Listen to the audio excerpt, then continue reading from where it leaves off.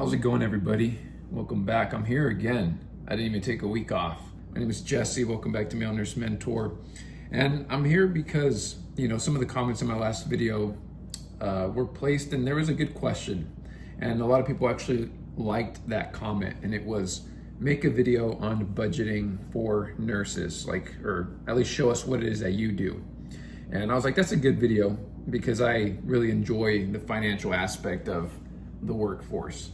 This is a capitalistic society.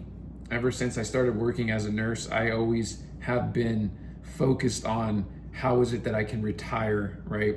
Because the reality is, in this capitalistic society, you will continue to work until the day you can afford not to. And as it goes year by year, unfortunately, in current times, it gets harder and harder, it seems, to be able to retire. So if your ducks aren't in a row as you navigate this workforce, you're just gonna dig yourself into a hole and maybe work until you literally physically can't, right? Until like the age of maybe 70 something in the future. I mean, who knows what it's gonna look like. But with that said, thank you to that individual that gave me a comment. I can't remember off the top of my head, but I'll put a little screenshot of your comment here and we'll dive into it. I always like being very transparent. I have really nothing to hide to paint a certain picture of, don't be a nurse. I have enjoyed being a nurse because of the financial aspect of this career. So if I could paint any picture, I always want to do that for you guys and be fully transparent, especially if it's a positive one, which this video in a way should be quite positive. So with that said, I do want to preface this entire video by telling you two things. One, if you want to see that picture that I've already painted to you, my overall investments, where I'm at financially, it's a couple months old now at this point. I've done better since that video because obviously the markets continue to go up, everything is going up. And if you do things right, you will see positive results. But from a couple months ago, I painted the picture of where I'm at financially 6 years after being a nurse. And as long as you kind of follow the same steps that I'm doing here and are just, money cautious, you will continue to build wealth as a nurse. And this is a very good tool to do that. So you will make the money. It's just a matter of what it is now that you do with it. So that's one thing. Go check out that video. I'll leave a link in the description here down below. The second thing is, in the comment, in my response to that individual that left the video idea, I do have another channel. It's called Continues to Tick. One thing I'll reference now, I'll just reference it now for this video. I am a dividend investor. I invest for dividends. I have my own brokerage account, and apart from a 457B, which is like a 401k, but when you work for the state, the numbers change a little bit because there's different benefits to it. Like one, you can pull it before the age of 59 and a half, I believe is the age. So that's why I'm doing a 457B instead of a 401k. With that said, this is different from either of those. This is my own individual investing account. I buy my own stocks, and I like approaching it through the lens of being a dividend investor. So if you're curious what that means, what that looks like, maybe as you hear me mention certain nuggets, go check it out. That channel is called Continues to Tick. I haven't uploaded on there in about 6 months or so. I just kind of have a lot of different projects that have been kind of pulling me in different directions. So I am still actively a dividend investor. I still love that strategy. Who wants to go ahead and sell the principal of your portfolio to get money in return? I don't want to touch the principal. I want to see the increase in value of the portfolio and also get paid from that portfolio at the same time. And that's what being a dividend investor does. So those are the 2 points I wanted to make. And now let's just go ahead and break it down. You'll see some numbers that I put on the screen. I just have a little thing that I'm referencing here myself, but really my gross pay at the moment as a nurse consultant, it is less than what I was making as a nurse on the floor in prison, but it's still substantial, right? As for one individual, even in California, probably one of the most expensive states, even when I was living in the Bay Area, one of the most expensive places in California. Now I live in the Central Coast region and it's still just as expensive, if not almost more.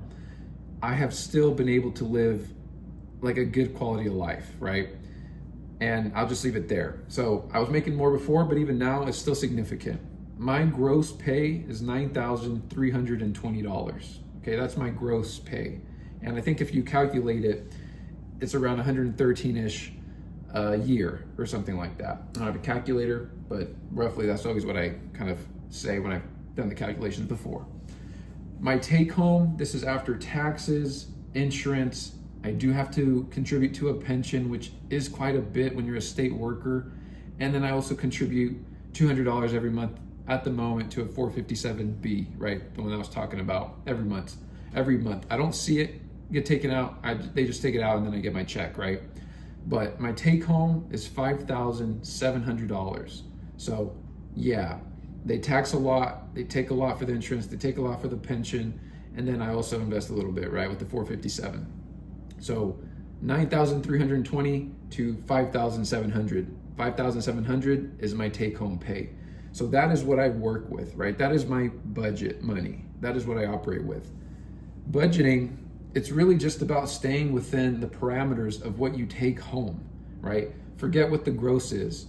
Like, don't even look at it. The only time maybe you want to look at gross pay is when you're deciding how much you want to invest into your 401k, right? Or when you're looking for a lease, right? Maybe even loans. They look at the gross number, but it doesn't represent what you actually make, right? I don't get $9,300 in my pocket. I get $5,700 in my pocket. So that's what I operate with. So that is the number, right? I'll leave it on the screen. When I think about budgeting, friends, and I've always thought about it this way, you have to start with the biggest chunk first, right? Every single month, what is my biggest expense, right? And almost what is my most important expense? It will always be housing. And unfortunately, I could say so much about housing here in America. It's a capitalistic society. Every year, the housing market worsens, is what it feels like, right? Rents go up, houses, the prices of houses are more expensive, right? It doesn't feel good. So first and foremost, when I budget, think of how I strategize. It is rent. I don't own a home. I personally enjoy the flexibility of not having a home that is mine, that I'm caring for. Every 2 years, my partner and I have moved, right? And we love that flexibility, right? We moved multiple times. Now we're in the Central Coast. I work remote, and she will one day work remote as a therapist, and then we'll be moving all over California, right? That's the plan. But with rents, right, you have to be thoughtful and mindful of how much you can actually afford. My current rent at the moment is $2,700. Luckily for me, I do have a partner. We split it half, right? So $1,350, $1,350 is my rent. I've done the math. When I look at my take home, that is the only number I look at when it comes to how much I can afford for rent, right? 25% is where I'm at the moment. $1,350 is 25% roughly of $5,700 of my take home. When you go to lease, they're gonna look at your gross amount and they're gonna say the rent can be up to 3 times the gross amount, right? So like, obviously for me, I'm at $1,350 personally, but even just me on my own, I could have still rented this house for $2,700 because $9,320, if you divide that by 3, $2,700 is still, I think, less than that amount. So I could still afford this place here on my own. But am I going to? No. If I was single, if I didn't have a partner, I would be looking to rent somewhere around $1,900 or so, right? Like if that's just me on my own, maybe that gives me a studio, an apartment somewhere. That would be my goal. I would go up or low enough in the price range to at least get my own place, right? Like I don't really like roommates and doing that whole thing. That was like a college thing for me. And I would spend the money just enough to have my own place, even if it's a studio, right? So when it comes to budgeting for your home and your housing, I say 25% of the take home should be the goal. Ideally, what people say is 30%. I'm at 25% personally. The better you can like fine tune that number, it just opens up the rest, right? It really does. The next thing, just to be transparent with you guys, for me, bills, I do pay for therapy out of pocket. Honestly, I've been doing couples and individual therapy out of pocket, but it's really been beneficial in my own life, just from my own experience. I can go on and on about therapy. Anything miscellaneous, like Peacock, right? Apple Storage, Apple Music, right? Any memberships like my Wix account that I have to post my website, and then my Gmail account to go along with my email, like for the website. Just little things like that, right? Dog grooming, right? Paying for my girls' nails, that's one thing I do. I budget that in. Men, I challenge you to do the same eventually one day. They appreciate it. But all these things, right? And a big one I'm forgetting, groceries, right? And like pet food, right? Eating out. Those are all combined into roughly like this amount that I categorize as 3,000. I do have a chart that I use. I plug in all the numbers, and that's why I know roughly where I'm at. And I created this chart based off of seeing all the transactions on my credit cards pretty much, and then siphoning them into that chart and then finding out, right? So that's kind of how I go and budget, right? For the next one, it's to invest. You always want to invest. When I was first in the workforce, I was investing a whole lot more than what I invest now, but I've kind of built up my portfolio to a point that now I'm actually kind of leveraging margin, so using other people's money. So there's that. But I also took a pay cut recently, right? Like I was making way more, like $2,000 more per month working in the prison on the floor. I took a $2,000 pay cut per month to be a nurse consultant working remote from home. So I had to really fine tune my finances, and that took me a good 6 months at least to really reach a point of like equilibrium where I was like finally good again. And then I'm slowly now again investing a little bit more, saving a little bit more, and just kind of building my way up again. So I'm kind of like on the upswing of taking this massive pay cut. So I'm just letting you guys know all this so it's transparent. At this moment, I do invest $475. I invest some of that, a little chunk into Bitcoin. I think I do about like $130 a month into Bitcoin. And then the rest is actually into my dividend portfolio, right? And I invest it in weekly increments. So I dollar cost average. I also, which I didn't add to this, I do invest $200 into my 457B, which is like the 401k that I do get through the state that I mentioned earlier. I just don't feel that as much because, you know, it's taken out before I get my take home check, if that makes sense. So do budget for investments, but only as much as you can feel comfortable to invest. You don't want to just suffocate, you know, your ability to save or invest or spend, you know, at the sacrifice of investing, unless you want to eat rice, beans, and noodles and like not go do anything, you know, that costs money, which you can do.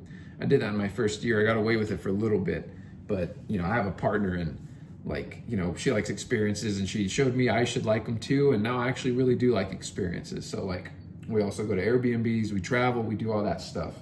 So life will happen. So you can maybe get away with rice and beans, especially while you're single, but when you have a partner, eventually you have kids, everything's gonna change, okay? Everything's gonna change. So housing, all the bills, right? Groceries, miscellaneous stuff, investing, those are the three categories. And then the fourth one, savings, right? For me, I'm actively saving $470 every single month, okay? Actively.